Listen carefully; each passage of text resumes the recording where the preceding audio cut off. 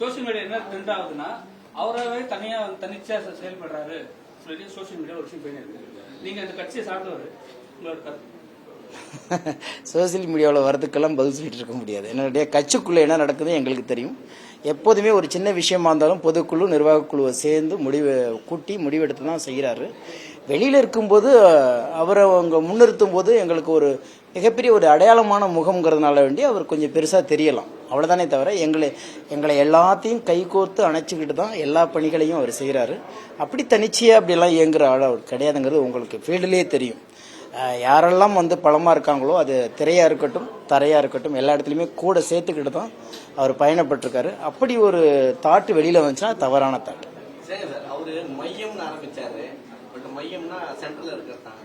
ஆனால் அவர் பார்த்தீங்கன்னா சமீபத்தில் காங்கிரஸ் கூட எம்பி இதுக்கெல்லாம் சொல்லி எனக்கு என்னன்னா இது நீங்க அரசியல் இன்டர்வியூவா மாத்திக்கிட்டு இருக்கீங்க. இது முழுக்க படத்தோடைய போர்ஷன், அதனால அதை பத்தி நம்ம பேசுவோம்.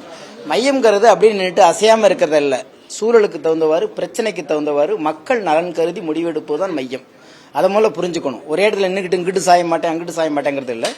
மக்கள் நலன் கருதி யாரு தன்னுடைய பயணத்தை நடுநிலைமையா ஒரு முடிவெடுக்கிறாங்களோ அதுக்கு பேதான் மையம். அதை தான் நாங்கள் தொடர்ந்து செஞ்சுட்டு இருக்கோம். செய்திகளை உடனுக்குடனும் துல்லியமாகவும் தெரிந்து கொள்ள சப்ஸ்கிரைப் பண்ணுங்க.